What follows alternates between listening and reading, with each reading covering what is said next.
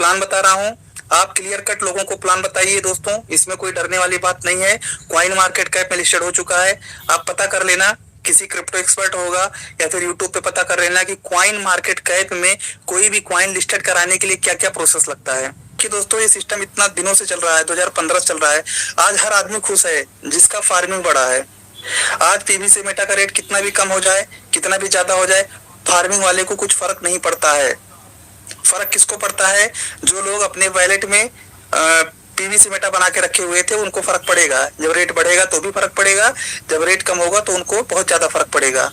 तो दोस्तों आप फार्मिंग में लगाएंगे, मान लीजिए कि आपने 1000 BUSD लगा दिया, तो 1000 BUSD का जो भी सिस्टम ने फाइनल कर दिया 2.5 BUSD, तो 2.5 BUSD आपको आएगा, भी उसका है वो आएगा ही आएगा। और 1 BUSD का 90 रुपया रेट है, तो जो उसका वैल्यू होता है वो आपको मिलता ही जाएगा 800 दिन तक।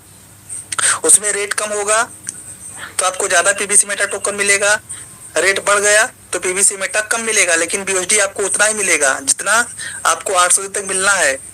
तो दोस्तों अगर किसी का कमाना है तो आप जो है फार्मिंग करवाइए किसी का, उसको सीड फंडिंग के बारे में ज्यादा मत कराइए, या फिर आप उसको टोकन, कुछ लोग बोलते हैं कि मैं सब 25,000 का टोकन दिलवा दिया तो उसको टोकन आपके वैलेट में रखवा देते हैं। ऐसा मत करो, आप फार्मिंग लगाओ, फार्मिंग में डालो, तो फार्मिंग में उसका लॉस होने के चांसेस कम रहते हैं, क्योंकि BUSD उतना ही मिलता है जितना सिस्टम उसमें कैलकुलेट करता है 0.25 से। और BUSD का जो रेट रहता है वो 88 से लेकर 90 के आसपास घूमता रहता है, तो उसमें लॉस होने के चांसेस बहुत कम रहते हैं।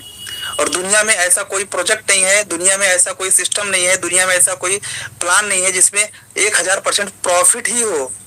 आप कोई भी सिस्टम बता दीजिए जिसमें प्रॉफिट ही प्रॉफिट होता है और नुकसान होता ही नहीं है।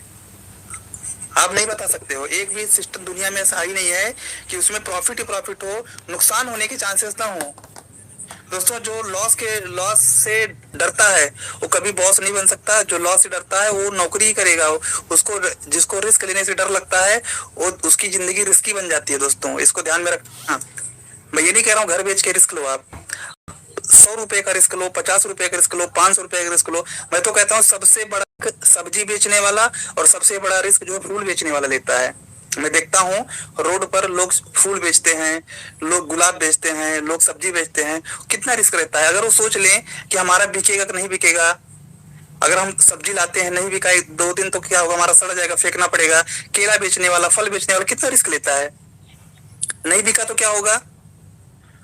तो दोस्तों जो लोग बिजनेस करते हैं, बिजनेसमैन, वो अमीर वही बनते हैं। बिजनेसमैन जो धंधा वाले लोग रहते हैं वो हमेशा अमीर बनते हैं, और जो रिस्क नहीं लेता है वो नौकरी करता है।